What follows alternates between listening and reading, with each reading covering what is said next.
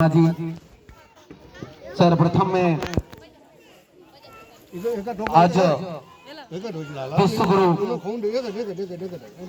संत शिरोमणि संत रविदास जी की जयंती पर मैं आप लोगों को बहुत बहुत शुभकामनाएं बधाई देता हूं।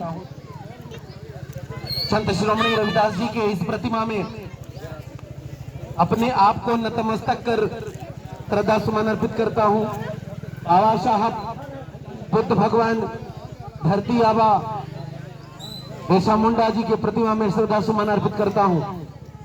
जितने भी हमारे बहुजन समाज के संत महापुरुष हैं, मैं सभी संत महापुरुषों के चरणों में वंदन करते हुए श्रद्धा सुमन अर्पित करता हूं। तत्पश्चात आज के इस सभा के मुख्य अतिथि परम आदरणीय श्री शंभू सिंह पटेल जी, ज्योतिराव विद्यालय के संचालक, परम आदरणीय मुख्य अतिथि के तौर पर ही विद्यमान यहाँ पर डॉक्टर टीटी सिंह जी, अतिथि के तौर पर परम आदरणीय श्री सुशील सिंह जी, परम आदरणीय गिरधारी लाल सिंह जी, मंच में मंचासीन परम आदरणीय रामलाल बौद्धाचार्य जी, हमारे जबा के जनपद उपाध्यक्ष माननीय हमारे झंडीलाल वर्मा जी, खान साहब, हमारे परम आदरणीय हमारे बड़े भैया दीपक सिंह जी, पूर्व प्रभारी प्राचार्य जवा, हमारे परम आदरणीय श्री राम जी अहिरवार एडवोकेट साहब,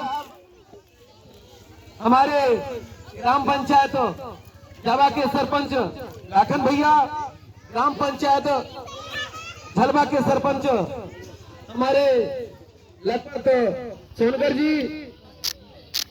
हमारे भैया राजेश जॉनसन वकील साहब, हमारे आयोजक मंडल में परम आदरणीय श्री बैजनाथ मान साहब, हमारे परम आदरणीय समयलाल मान साहब, सम्मानित मंच, हमारे सामने बैठे हुए जितने भी प्रबुद्ध जन हैं, मैं बहुत बहुत आभार स्वागत वंदन अभिनंदन करता हूं। और साथ ही हमारी आज के इस सभा में सबसे ज्यादा अपना योगदान देने वाली हमारी मातृशक्ति, युवा शक्ति, मैं बहुत बहुत स्वागत वंदन अभिनंदन करता हूं। मैं आपको बताना चाहता हूं कि आज हमारे भारत देश में नहीं, हमारे मध्य प्रदेश में नहीं, पूरे विश्व में आज बहुत बड़ी विसंगति है। आज इतना जनसंख्या देख करके हमको बहुत अच्छा लग रहा है, हम प्रफुल्लित हो रहे हैं सिर्फ इस बात के लिए कि आज हमारे संत शिरोमणि संत रविदास जी की जयंती पर आप समस्त लोग एकत्रित होकर के यहाँ पर जन्म जयंती समारोह मना रहे हैं। मुझे बहुत खुशी है इस बात का भी कि आप लोग संगठित होते हुए नजर आ रहे हैं, लेकिन दुख इस बात का भी है कि कहीं न कहीं जब कोई विपत्ति आन पड़ती है समाज में, विपत्ति आन पड़ती है हमारे क्षेत्र में, हमारे बहुजन समाज के लोग एकत्रित नहीं हो पाते हैं, इकट्ठा नहीं हो पाते हैं। आज साल भर में एक बार फिर से आप लोगों का एकता देख करके, आप लोगों का हुजूम देख करके दिल प्रफुल्लित हो रहा है, लेकिन कहीं कहीं दिल में ठेस भी लगता है कि जब कहीं आंदोलन करने की बात आती है, समाज की पीड़न की लड़ाई की बात आती है, तो हमारी माताएं बहनें आगे नहीं होती है। ये बहुत बड़ी ठेस बात है। मैं इस मंच के माध्यम से कहना चाहूंगा कि आज आप सब लोगों को जागने की जरूरत है, आज सब लोगों को एकत्रित होने की जरूरत है, आज सब लोगों को संगठित रहने की जरूरत है। यदि आने वाले समय में यदि आप लोग संगठित नहीं होते हैं, आप लोग एक नहीं होते हैं, तो निश्चित तौर पर आज हमारा बहुजन समाज खतरे में है। आज देख रहे हैं कि जिस प्रकार से हमारे पूरे भारत देश में 10% के लोग आंदोलन करके सुप्रीम कोर्ट के आदेश को रोकने का काम कर रहे हैं, जो आज हमारे बहुजन समाज के नहीं, सर्व समाज के हित में जो यूजीसी का नियम लागू होना था, लेकिन आज 10% के लोग आज आंदोलन करके आज सुप्रीम कोर्ट का मुंह बंद करने का काम किया है। कितने शर्म की बात है, कितने शर्म की बात है कि आज 85% के लोग मूक बधिर हुए बैठे हैं और 10% के लोग सुप्रीम कोर्ट का दरवाजा बंद करने के लिए प्रेषित कर देते हैं, मजबूर कर देते हैं। 10% के लोग में इतनी ताकत हो सकती है, तुम्हारे 85% के लोग में इतनी ताकत क्यों नहीं हो सकती है? आप लोग एक हुंकार भर दे तो सुप्रीम कोर्ट नहीं बल्कि पूरे विश्व का जो मुखिया, जो पूरे विश्व का कोर्ट है, उसका मुंह बंद करने के लिए आपकी ताकत है। 85% आप लोग हैं, ये बहुत शर्मिंदा।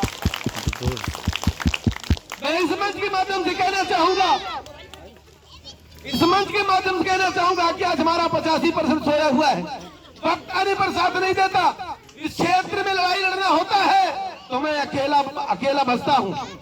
आज मंचासीन जितने भी हमारे प्रबुद्धजन हैं, जितने भी लोग हमारे बात को सुन रहे हैं, मैं छोड़ दे के देना चाहूंगा कि आज हमारे क्षेत्र में काफी उत्पीड़न हो रहा है। आज हमारे क्षेत्र में हमारी माताएं बहनों के साथ कितना अत्याचार अन्याय हो रहा है। आज हमारे पूरे भारत देश में दलित समुदाय के साथ कितना अत्याचार अन्याय हो रहा है। ये आप सभी लोग देखते होंगे, सोशल मीडिया का जमाना है। हमारे बहुजन समाज के युवा शक्ति, युवा ताकत, हमारी मातृशक्ति सोशल मीडिया में लिप्त है। नशा में हमारे युवा साथी लिप्त हैं। हमारे देश में जो उत्पीड़न हो रहा है उसको कौन देखेगा, उसका जिम्मेदार कौन है? आप संविधान को कोसते हैं, बाबा साहब को कोसते हैं, हमारे बड़े बुजुर्ग को कोसते हैं कि हमको करना क्या है, हमको करना क्या चाहिए। जिम्मेदारी खुद युवा शक्ति को लेना पड़ेगा।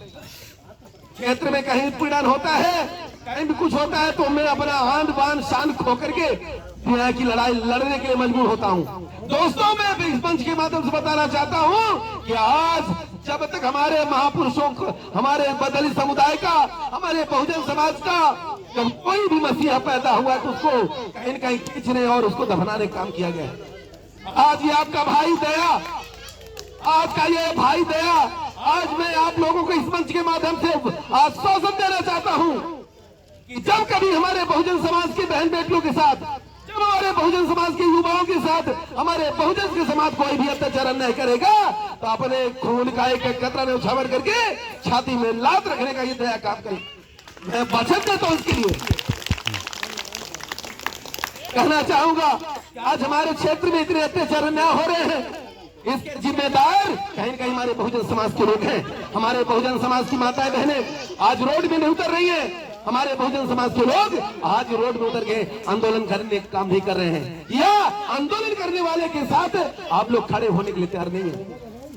तो जगह तो ऐसा है कि हमारी गर्भवती माताएं, हमारी गर्भवती माताएं 10-10 किलोमीटर रिक्शा और खाट से ले जाना पड़ता है। हमारे मध्य प्रदेश की गवर्नमेंट को, हमारे देश की गवर्नमेंट को शर्म आनी चाहिए कि आज हमारे बहुजन समाज की माताओं बहनों के गर्भ धारण कर लेते हैं तो उनको चारपाई से लगभग 10 किलोमीटर जाना पड़ता है। आज भी रोड का निर्माण नहीं हो रहा है। आज भी हमारे शोषित वंचित समाज के लोगों को सर्व सुविधा नहीं मिल पा रहा है।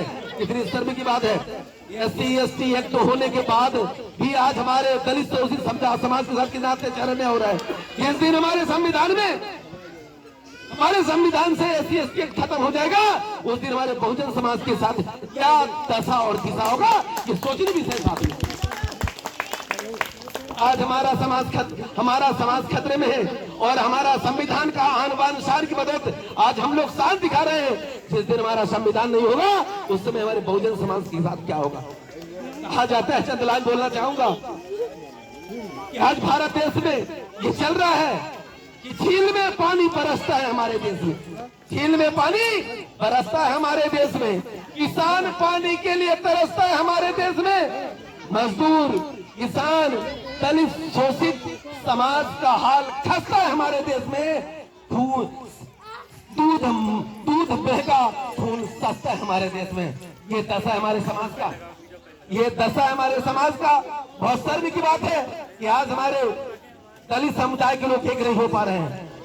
मैं अभी डभौरा क्षेत्र में एक बहुत बड़ा आंदोलन करने वाला हूं और आपके जवाब अंदर में बहुत बड़ा आंदोलन करने वाला हूं। मैं बहुजन समाज के युवाओं से, इन माताओं बहनों से मैं गुजारिश करना चाहूंगा कि इस आंदोलन में आप बढ़ चढ़ के हमारा साथ देंगे।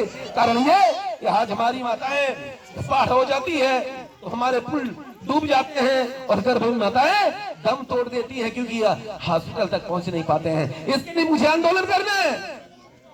बहुत से क्षेत्र ऐसे हैं कि हमारे क्षेत्र में पुल का निर्माण नहीं हो रहा है। जो पुल बने हुए हैं वो बरसात में डूब जाते हैं। हमारी गर्भवती माताएं हॉस्पिटल तक पहुंच नहीं पाती, जिसे दम तोड़ देती हैं।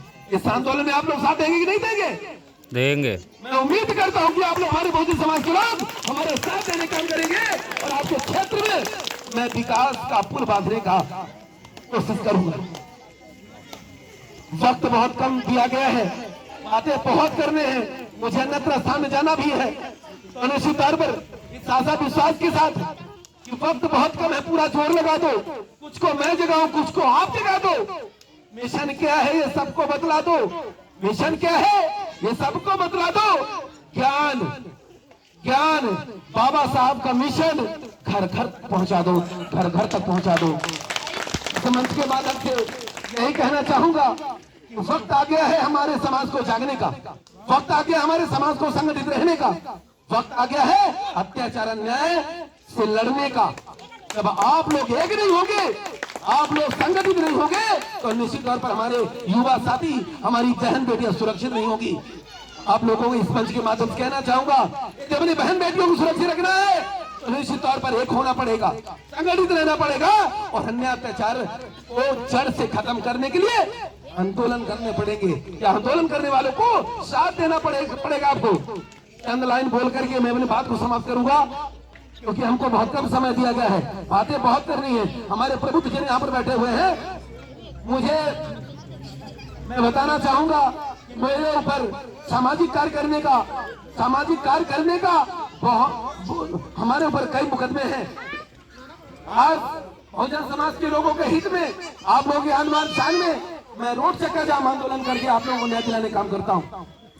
मैं आप लोगों की आन शान की रक्षा करने के लिए इस मंच के माध्यम से कहना चाहूंगा, हमारे जितने कर्मचारी हैं, हमारे जितने प्रबुद्धजन हैं, हमारे जितनी माताएं बहनें हैं, जितने भी बेरोजगार व्यक्ति हैं, जितने भी युवा शक्ति हैं, मैं इस माध्यम से यही कहना चाहूंगा, इस मंच के माध्यम से कि ये आपका लड़का, आपका ये बेटा आपके लिए, आपके विकास के लिए लड़ने के लिए तैयार है। मैं पढ़ा लिखा हूँ, मैं नौकरी कर सकता हूँ, मैं वकालत भी करता हूँ, तो ना मुझे नौकरी करना है, ना मुझे वकालत करना है, मुझे अपने समाज का हित करना है, ऐसा वचन मत लो।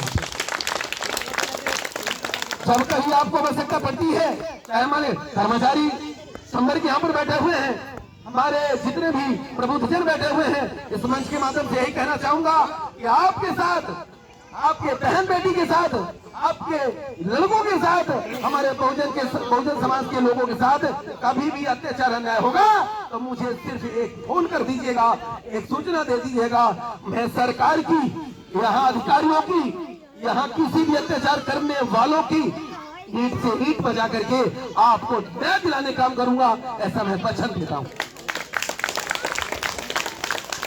आप लोग मेरा साथ दीजिए, मेरा सहयोग करिए। मैं यही आशा विश्वास करूंगा कि हमारे प्रबुद्धजन मंच में बैठे जितने भी प्रबुद्धजन हैं, जितने भी हमारे सामने माताएं बहनें हैं, मेरा आने वाले समय मेरा साथ देंगे, मुझे सहयोग करेंगे, मुझे मजबूत करने का काम करेंगे।